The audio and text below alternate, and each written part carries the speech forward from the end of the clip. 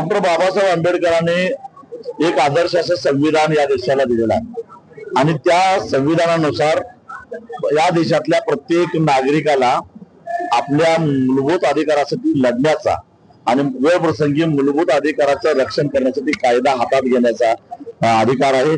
महात्मा गांधींनी सविनय कायदेभंग सुद्धा आम्हाला शिकवलेला आहे। सविनय कायदेभंग करूनच या देशाला स्वातंत्र्य मिळालेलं आहे।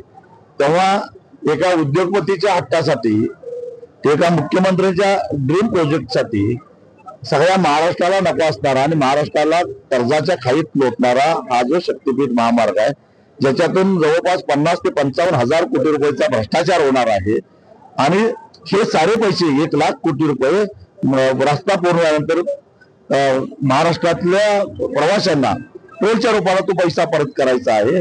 1 रुपया सरकार घालणार नाही। मग यांना राजकारणासाठी म्हणून, पुढच्या निवडणुका लढवण्यासाठी म्हणून महामार्गातून पैसे काढायचे, तर त्याची गरज नाही आहे। तो समांतर असणार, त्याला समांतर असणारा सध्याचा प्रचलित रस्ता जो आहे तो क्षमतेच्या केवळ 25% चालतोय। हे सगळे रेकॉर्ड आता उपलब्ध आहे। त्यामुळे हा असा हटवादीपणा जर काय करत असतील तर ते आम्ही चालून देणार नाही। आम्ही वेळ प्रसंगी कायदा हातात घेऊन हे षडयंत्र मोडून काढू।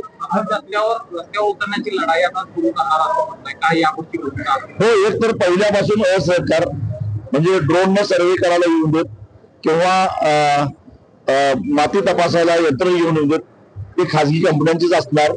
त्याला आम्ही आमच्या शेतात येऊन देणार नाही।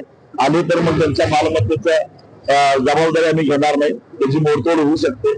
त्याच्यानंतर संयुक्त मोजणी जी आहे त्या संयुक्त मोजणीला सुद्धा आम्ही विरोध करणार आहोत आणि संयुक्त मोजणीमध्ये ज्याची जमीन आहे त्याची परवानगी असल्याशिवाय मोजणी करता येत नाही। त्यामुळे कायद्यावर होत नाही, आम्ही त्याला विरोध करणार आहोत।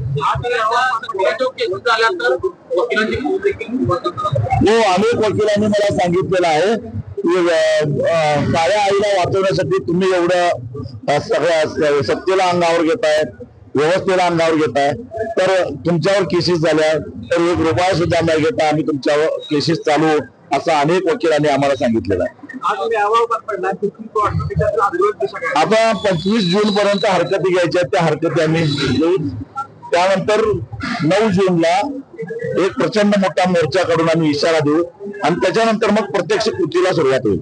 बाबा, खूप बोर होतंय, काहीतरी नवीन फ्रेश ऑर्डर करा ना। माझ्याकडे एक सरप्राईज आहे। स्वाद गोकुळचा, आस्वाद परंपरेचा, गोडवा नात्याचा, गारवा आनंदाचा, गोकुळ आईस्क्रीम सोबती प्रत्येक क्षणाचा। गोकुळ आईस्क्रीम